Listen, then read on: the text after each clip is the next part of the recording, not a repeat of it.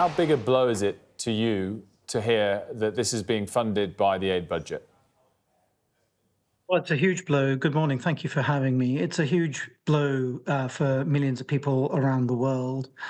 I think this is a betrayal, actually, of vulnerable people around the world, but also of the UK's national interest. And I don't think the government is being entirely straightforward with the British people. The focus today is on Russia and building up military spending for tanks, planes, ships. But of course, the UK's national security and our well-being is affected by so much more. Climate change, the risk of pandemics, conflict around the world, people on the move in response to desperate circumstances, shifting of supply chains and economic instability. All these things affect the UK public's well-being and the future of children here in the UK. And the aid partnerships that are funded by the UK government actually lead to a more stable world that creates a better future for people overseas, but also for people here in the UK. And so in that sense, this is a betrayal of our national interest. And I think the question that the government needs to address is, why does defense spending merit 10 times more spending than the aid budget? We need both defense, we need development, and we need diplomacy, but we need a balanced approach. Can you give us a hard and clear example in terms of a country that at the moment we give a lot of aid to that might now lose it, and I guess particularly from the view of Save the Children, where children are seriously exposed if that funding gets cut? Where are we talking about? We don't know the details of the government's plans in terms of where the aid cuts are going to fall. But of course, we've already lived through a round of aid cuts by the UK government in the aftermath of the COVID pandemic. And in countries like Pakistan, the UK's development programme, in fact, was reduced by 90%. In countries like Ethiopia, by 75%. In those countries, we were working as the UK government, and I was there in the UK government at the time. We were working on health. We were working on education, we were working on livelihoods, we were working on vaccinations for children.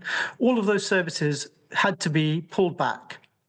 And so that space that was left in terms of economic partnerships, because those countries do need partnerships and international collaboration, that space for partnerships has been taken up by countries like China, the United Arab Emirates, Turkey, and others. So we have vacated space for others to fill, but we've also damaged prospects for children, families, and communities in desperate needs.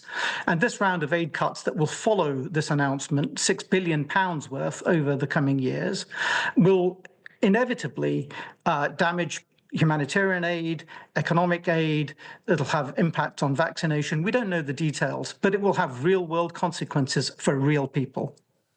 What is your response when you hear people say, the government say indeed yesterday, that national security comes first, it is the single greatest priority, and equally that the economy is not strong at the moment, so we can't afford everything? What's your response to those 2 points? Well, my response would be that national security does matter. Absolutely, it should come first. But we should be honest that national security isn't just about the threat posed by Russia, but by the whole range of global challenges that I mentioned. And the aid budget helps respond to that range of challenges that I talked about: climate change, pandemics, conflict, and so much else. We've also got to be honest with the British people that currently government spending, 1% of government spending, less than 1% of government spending goes on the foreign aid budget, less than 1%. That compares currently to something like 5% of government spending on defence. With the announcements yesterday, that gap will widen. So this isn't a lot of money, right? We're talking about 1% of government spend. There's a lot of other government spending there that the government could scrutinise in terms of creating space for a balanced approach to development, defence, and indeed to diplomacy. Moazzam Malik, thank you so much for joining us. We appreciate it. CEO of Save the Children.